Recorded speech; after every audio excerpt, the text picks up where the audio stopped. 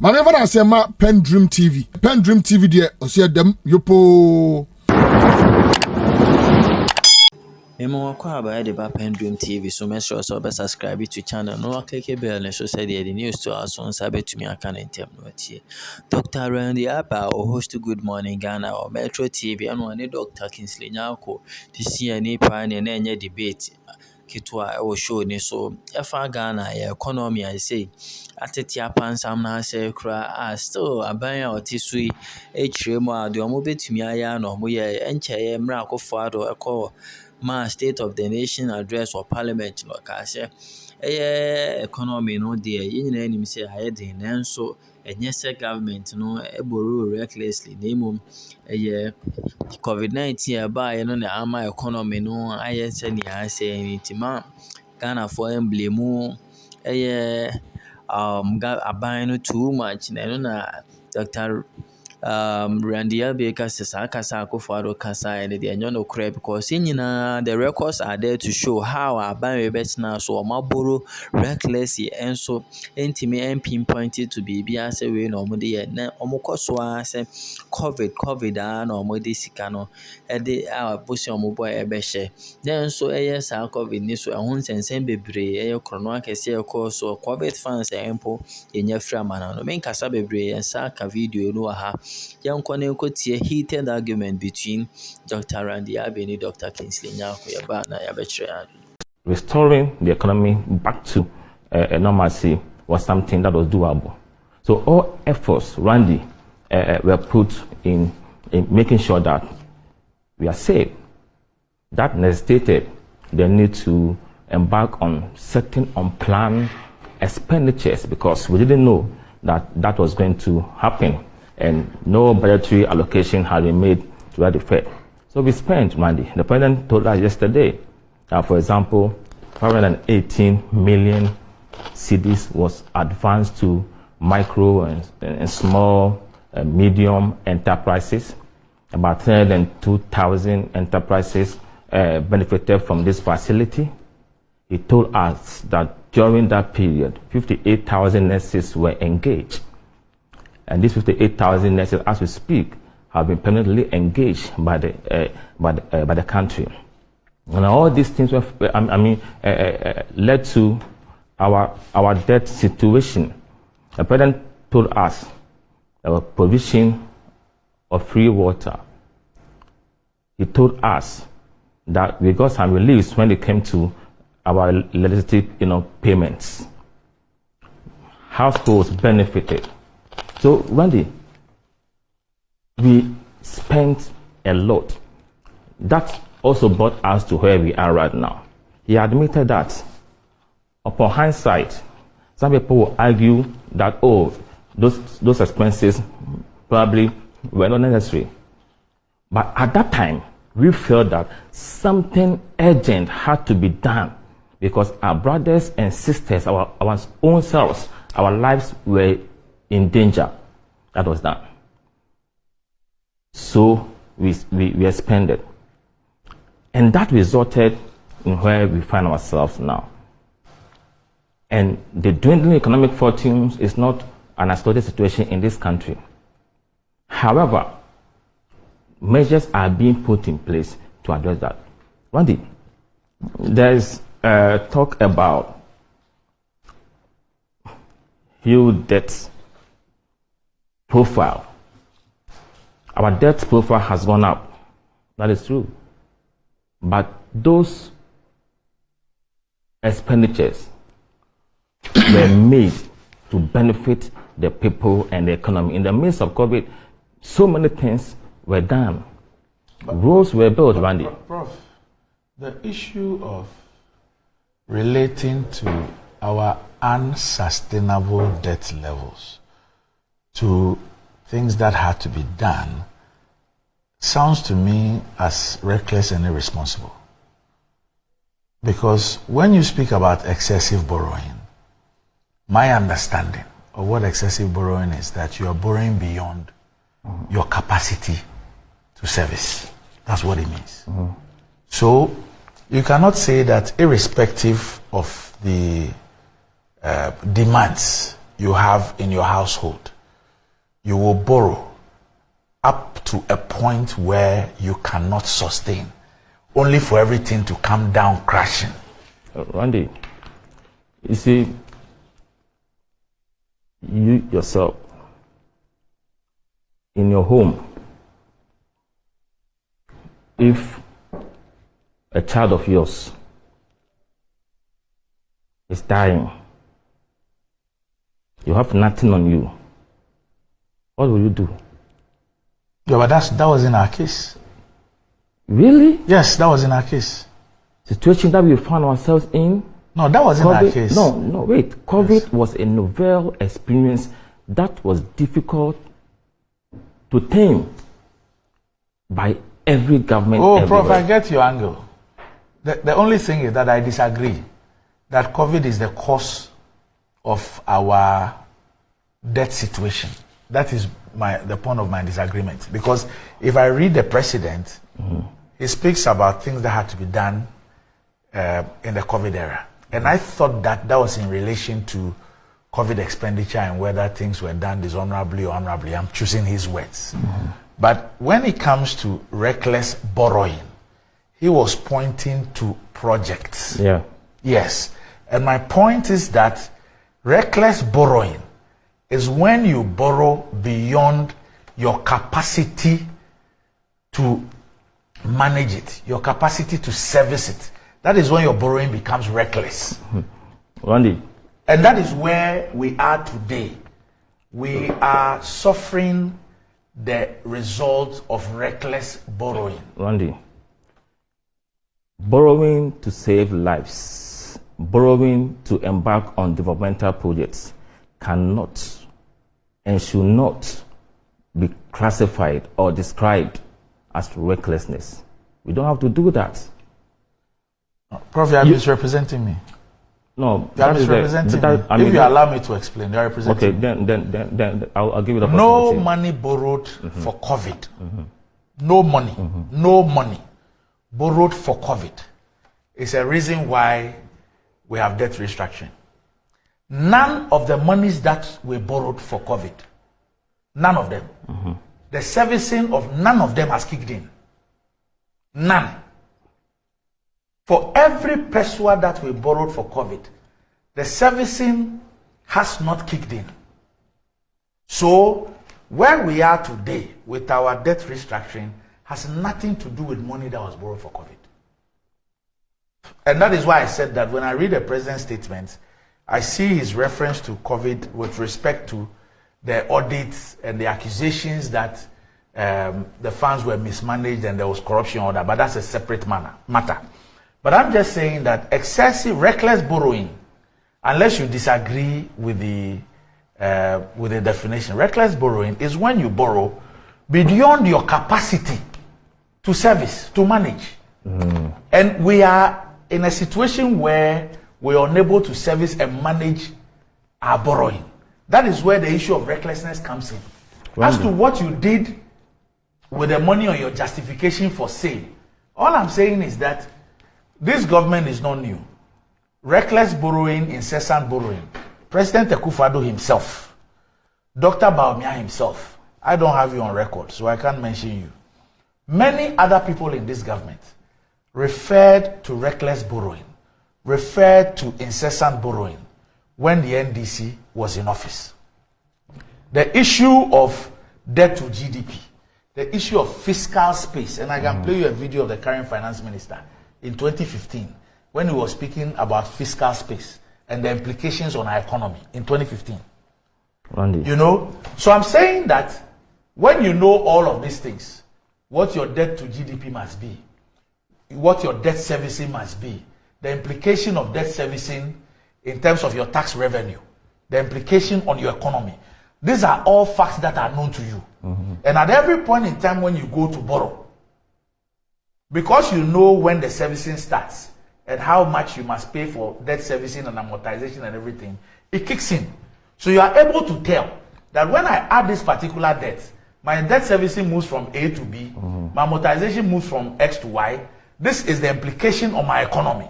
You are aware. So if I So get when you go on a borrowing spree That takes your GDP, debt to GDP, out of the window. Takes your debt servicing to unsustainable levels, to a point where you now have to say that I am not in a position to pay. You cannot turn around and say that you have not been reckless. Randy, it is not all the time that when you borrow more than your capacity, that means that you've been reckless. It depends on the need that you want to address. And I'm making the point that even in our own homes, it comes to a point that you know that you are in red. You have nothing, but there's a particular need in your home that if nothing is done about, there could be a catastrophe, a disaster. So you have to act, thinking that if that need is met, if that child who is dying, that wife who is dying, is brought back to life, you have the power and the strength to look at other avenues of bringing back the situation to even a better position. In our case, what was that need? In our case, Randy, what was that need? Ghana, even apart from COVID, that saw us having so many challenges that expose us in terms of infrastructural deficits when it even comes to healthcare, our school system.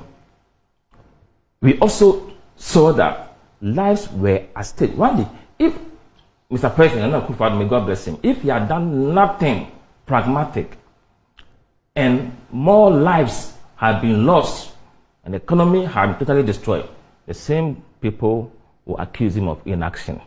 At that particular point, he took the best decision based on the advices that he received from those who are experts in the field. One day, we shouldn't take what was done by the government for granted. We shouldn't. Randy. Now, Doc, all I'm telling you is that if you look at what has taken us to where we are today, none of the monies we borrowed, the loans we took, that is if we took any loans as a result of COVID. We did, we did. No, I'm saying that none of them is what has taken us to where we are. Because when it comes to debt servicing, we have not started servicing any of the loans we took for COVID until we went to the IMF. None. So the loans we took for COVID in terms of interest payments, debt servicing, has not impacted on us. It is not part of it. But Randy, you also know that revenues came down. We lost revenue. That didn't give us the fiscal space to embark on certain projects, interventions that we had to. Even in the midst of COVID, Randy, government still continued building roads. Government still continued building interchanges. Things that government had to do, the social contract with the people, government still did it. So the point the president was trying to make was that the twin disasters of COVID-19 and the war in Eastern Europe also contributed to where we are, because before these events happened to us, the government had made progress and he enumerated most of them to us. We were able to have a stable GDP growth, an average of 7%. He told us that for the first time in 40 years, we recorded trade surpluses. Our primary balance was positive. Our currency depreciated by about 7% on the average as compared to the previous regime and all that. There were positive indicators that the economy was headed towards the right direction. If nothing had happened and we found ourselves in this situation, then you could convince me that COVID had nothing. Are we saying? No, I have not said that COVID has nothing. I am just saying that for anybody who will blame our debt situation on COVID, I am yet to be convinced by the data. That's all I'm saying. Oh, but Randy, but you know that during that period we lost a lot of revenue. How much? How much revenue? We lost about 14 billion cedis. And we got how much? We got how much as a result of COVID? About 18 billion. Yes. About 18 billion. Yes. We got. Yes. But so how do you blame don't forget that. Don't forget that our expenditure also increased because of Because of the expenditures we incurred in saving lives and protecting livelihoods and property. But the finance minister has given us the expenditure for 2020 and 2021, COVID related, on the floor, based on a question that you asked. Yeah, but he gave us the figure. Yeah, how much was that? No, he told us that we projected to receive about 18 billion and we did spend about 16 billion. For 2 years. Yeah, 2 years. For the period. 2020, 2021. Yeah. So how can 16 billion, how can an expenditure of say 16 billion over 2 years be the reason why we are talking about what we are talking? 16 billion cedis. Randy, we are not saying that it is so. We are saying that it is part of the problems. And the president mentioned that that is part of the problem. Structural issues are also supposed to be fingered. Our inability to raise revenue, the revenue measures that we put in place, the yield levy and others that were frustrated in the House by the minority, all hindered us from realizing the needed revenues that we need. Randy, we are saying that government was on the right trajectory before this event happened. And the president told us, Randy, that we've been able to construct about 11,400 kilometers of road. The president gave us evidence. 11,400? Yeah. New roads? No, roads. He said roads. Does that include graveling and asphaltic lay? Randy, this is Ministry of Roads and Highways. No, I don't doubt that. I'm asking you for the details. For emphasis. Yes. Completed road projects January 2017 to December 2022. Okay. This is not something that the president manufactured. And if you look at page 11, it tells you Ministry of Roads and Highways summary of completed projects by activity. January 2017 to December 2022. It gives you 11,974.96 kilometers. Okay. Then you come to the previous administration.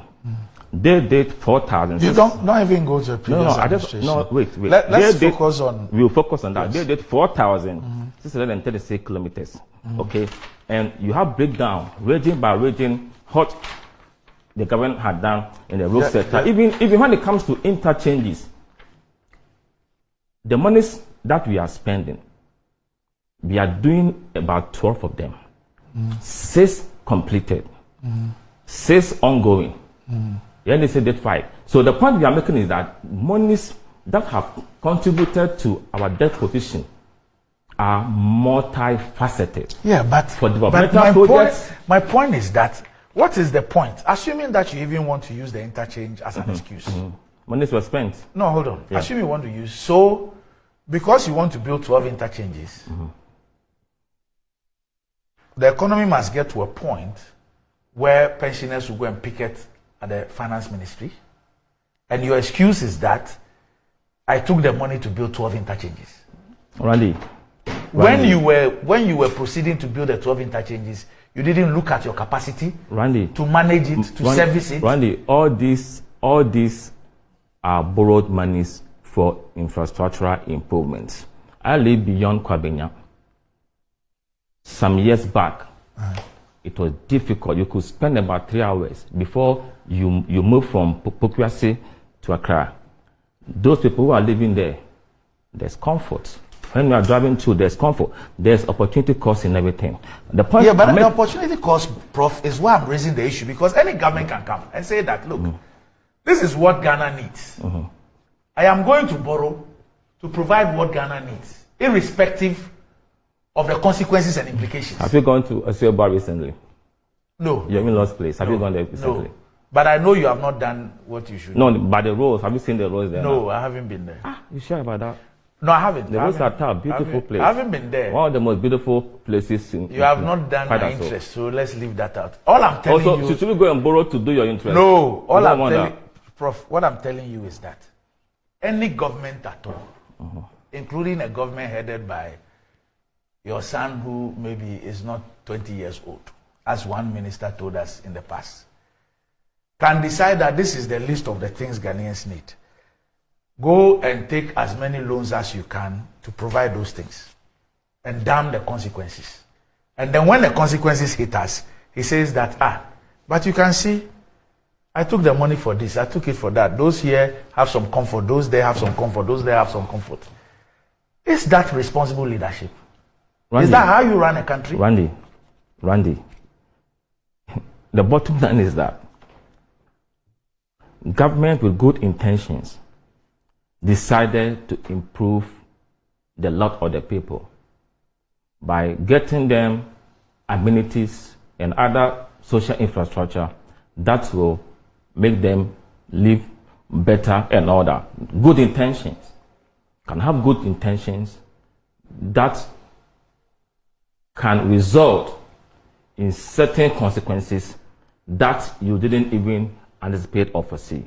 That is why the president, in being honest to us, telling us the current situation that we find ourselves in, did say that measures are being put in place to ensure that we come back. And I'm happy that he made emphatic. I remember during the time, the COVID period, it got to a point that even BEC and YC, some Ghanaians said that we shouldn't even write them, we should even opt out. But government was decisive and ensured that they were done. Nigeria, that had even said that we're not even going to do it, later learned from us and they did it.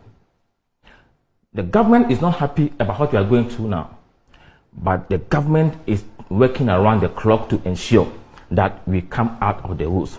The DDEP, the president told us that the voluntary program, about 85% subscribed to it. They willingly tendered their bonds for the new ones. 85%. It's a huge success rate. Okay? And he said that out of that, about 83 billion cedis, okay, will be realized out of the 130 billion domestic debt. Randy, this is progress. Pensioners have been excluded. Okay, so even though we are within this environment of DDEP, the point is that our investments are not going to be lost. And the president in his statement indicated that whether you are on the new program or on the old program, your coupon payments and the principal will be paid when the time is due. Two due dates have already been dishonored. 2 due dates. Which dates are that? The 6th of February couldn't be honored. The 27th of February could not be honored. And a third date of 13th March has been given. So there have been 2 defaults already. But the point is that nobody is going to lose their investment. That's the bottom line. Nobody is going to lose their investment. The president has assured us in the House that those on the old program and the new program are going to get their investment back. Randy, for some of us, and as the president said, we should come together to find solutions to better the lot of the people. And I also want to pat the president on the back when he also said, thanking the minority for the cooperation that they've exerted so far, especially looking at the near-hand nature of our parliament. We are in this together. We are in this not because of reckless expenditure. We have expended to the benefit of the people. 1 district, 1 factory, 106 of them have been established. We have about 148 at various stages of completion. This is progress that government has made. At least it will lead to some employment generation. He also talked about the NCA fiber optic cables that will giving out more licenses than any regime. That giving out licenses doesn't mean you have constructed fiber optic. You issue licenses to private companies to do fiber optic. Yeah. It doesn't mean that you have constructed fiber optic. Randy, they are constructing them. So if you issue 20 radio station licenses, you have set up 20 radio stations. It is possible that some will not. But in this case, I'm just saying, you are government. Through the NCA, you have issued 20 licenses for radio stations. And then you say that you have set up 20 radio stations. But we issuing out 5 or so is better than the one who issue one. No. All I'm saying is that in this country, it is on record that government itself has constructed fiber optic. So when you're a government and you're doing those comparisons, best in the Fourth Republic, best in whatever, and your best is about issuance of licenses, as you are clarifying, and not about the construction of fiber optic, but you want to use that to suggest that you've done better than others. So I'm asking, so before you came, there were 40 radio stations. You have issued 60 licenses, so you have set up 60 radio stations. You know, what your question is, what you have to find out is whether those institutions or firms with the licenses are laying the optics or not. Or you have to find out. You cannot just conclude by saying that. I don't have a problem with that. The private sector has always been licensed to construct fiber optic, whilst the state itself has also constructed fiber optic. We shouldn't mix them. So if a government is talking about what it has done better than others, if the state is on record to have constructed fiber optic, then we should be told that government maybe constructed X kilometers of fiber optic, but you do not use the licenses given to private sector and what they have done to suggest that you have done X as against what others have done. That for me is disingenuous. No, Bandy. You know,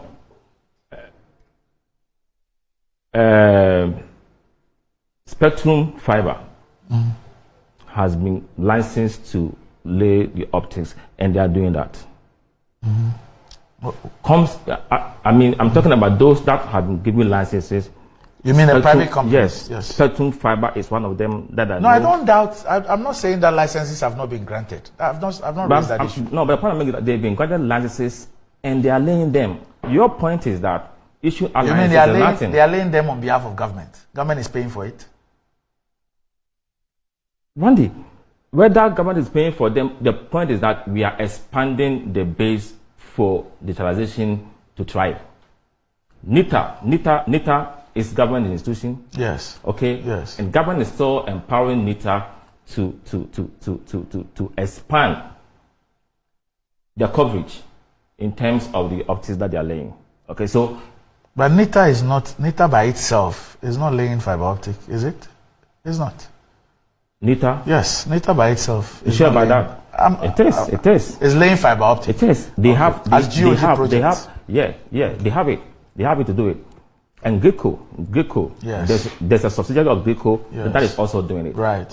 What the point I was saying is that they are giving the opportunity, but you know, Greco is a government entity. Yes, true. And Greco, that entity, that subsidiary of Greco, has the most kilometers when it comes to, you know, fiber optic spectrum.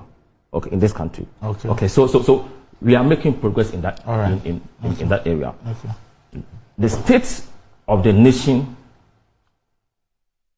is in challenges now, but it's also reassuring that pragmatic interventions have been rolled out. The president talked about the gold purchase program by the Bank of Ghana and the gold for oil, exchange program. And you remember here, it got to a point. What is the Bank of Ghana doing in that thing? What is wrong about that? No, I said, what are they doing? No, they are trying to shore up our gold reserves, and that is very important. No, not with gold for oil. No, I'm talking about, the gold purchase program.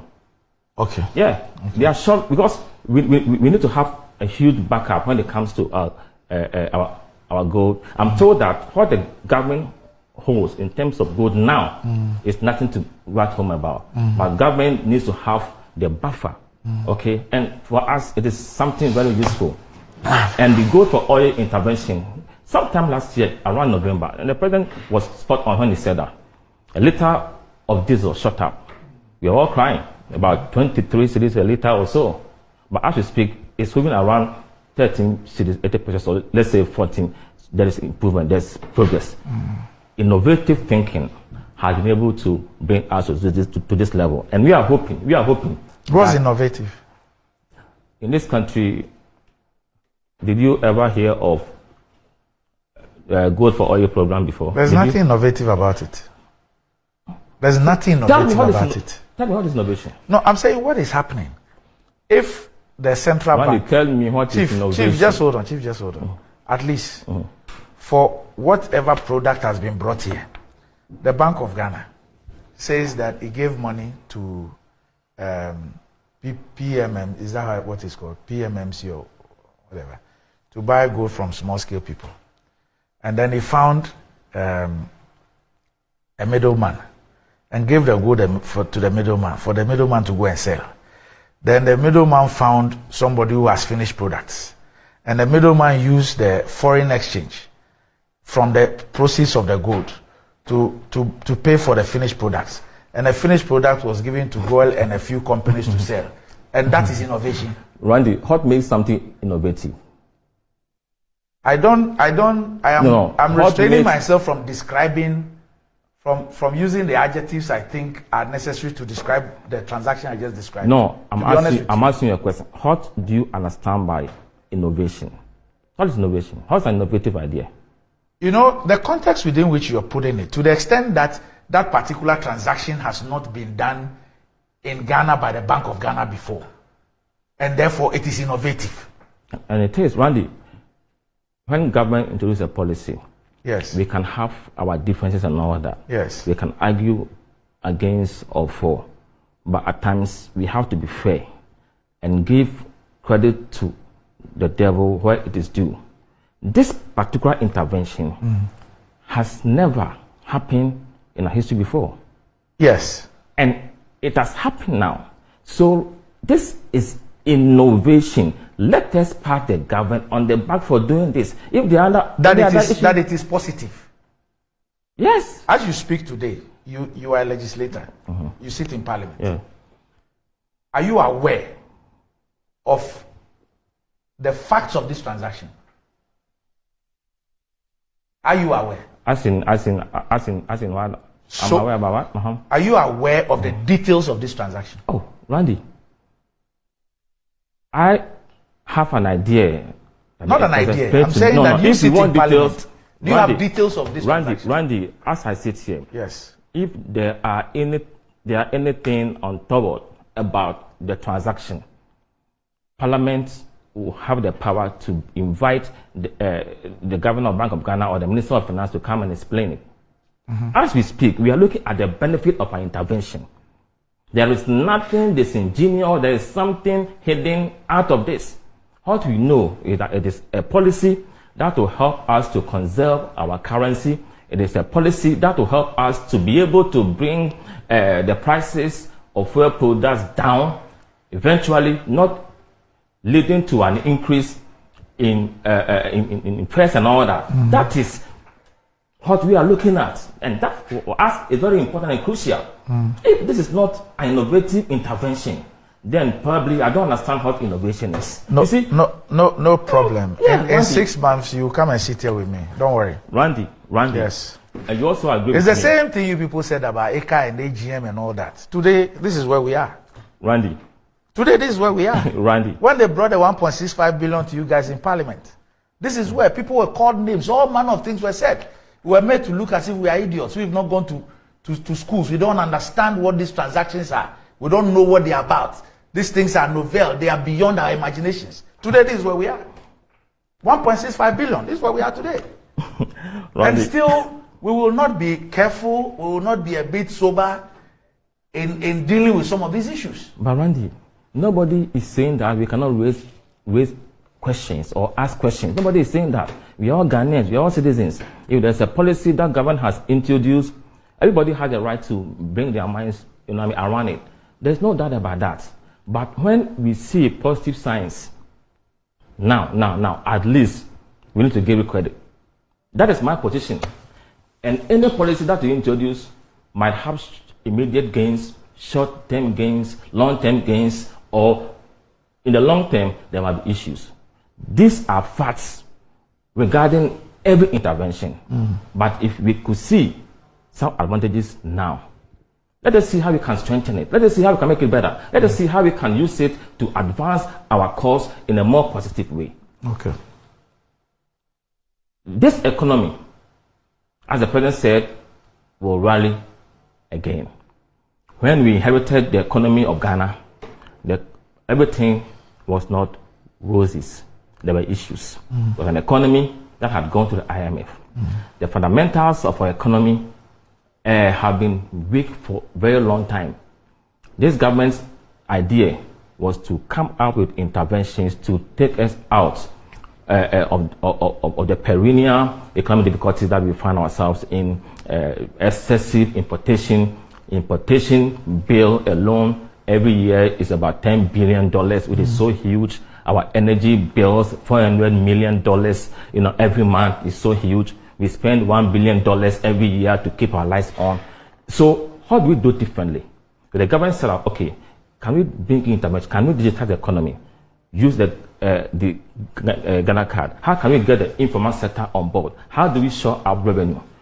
The IMF program, if you go to the 2016 one, 2015 one, and now, the same intervention, the same recommendation, the same solutions are being proffered.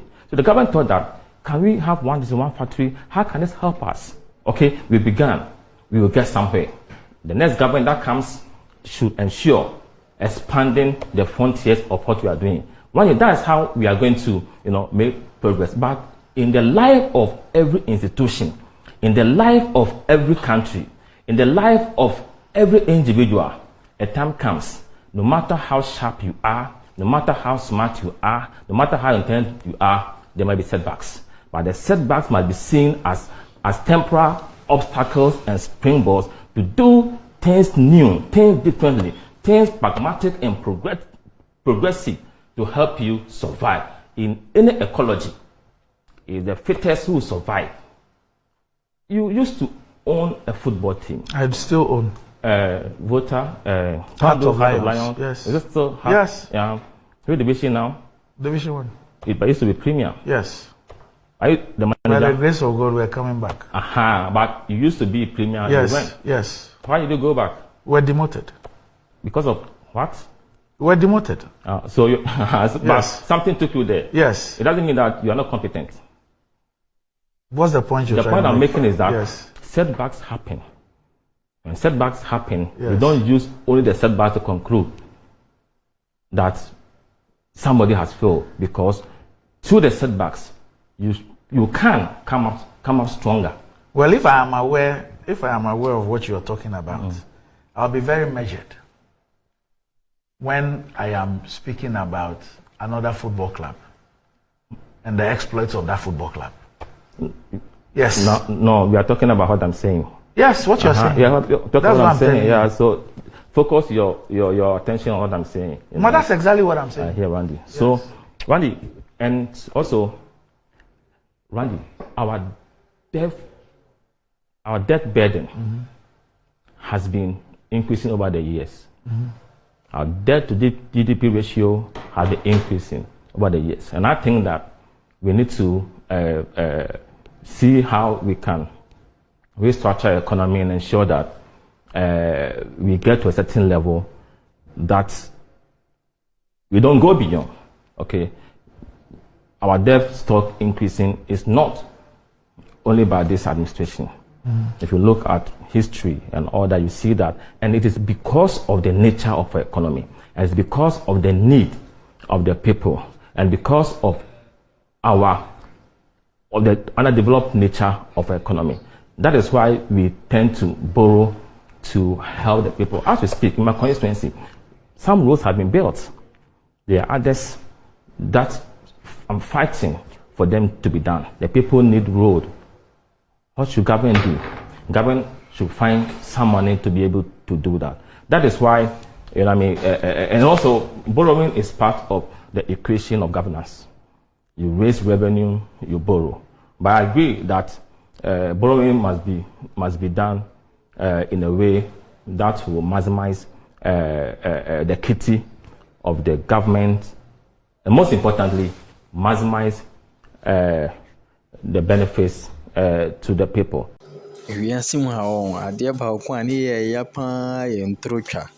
Wahwɛ nsɛm a ɛyɛ Dr. Kingsley Nyarko ɛka a ɔtumi sɛ he has nothing better to say nanano popo saa because the facts are there, but you want to twist and turn it. And I didn't so any. So what can he do? Because it's clear, it's evident. Obiara ni kwan a mobile modern economy abefa so economy obiara ho kyerɛ no. But instead of say when these things pop up, when the issues of this economy pop up, this government, the people in this government, ebe accept is ampa buy because of ABS, our negligence or this and that. We thought it was this, but by who scientists are yen say yama economy ni mo ayedin. Inti mon we are still working so hard to turn things around. Mobepe aboto esem bi aka kire amanfo okroma. These people will arrogantly still defend their mess.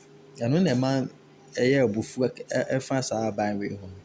Ade a abeda adi pefe obi anu so omo aye asɛ ade no. Omo be defend ade no. Do you get it? Because listening to what Dr. Kingsley Nyarko is saying, do you get it? You can move to economy and acquire. Meanwhile, economy and mobile and acquire time or so most are extended. So what are you trying to say now? If the IMF past government, if it wasn't good, why did you come? Even with that, you guys on opposition at that time, bad map that government, mobile extended that contract for another year. It was afterwards. What I say?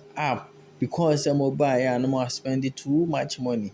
Who say mobile say more extended for another year. After that year, and all these things, the mess of this economy started, and then unfortunately, COVID so didn't who and instead of saying come over tenacity now, atoto nneɛma yie no, through difficulties, through calamities, virus abɛyɛ kunkum nipa na amanfoɔ nipa tirim osum to the extent sɛ COVID fund a yɛde bɛhwɛ amanfoɔ no amanfoɔ so ayɛ corrupt wɔ ho, ebu amanfoɔ bu kata ɛsa afa ho. This government, I think some of you Ghanaians are tired of talking about their issues because they are not ready to repent. No ati ase na president Mwatimi kɔtena parliament. Ekasa etwitwa ntoro nneɛma a ɛwɔ nyɛ ekura ɔsi ayɛ. Come on. We the major interest besi amejọ the comment section that one say baby amiti.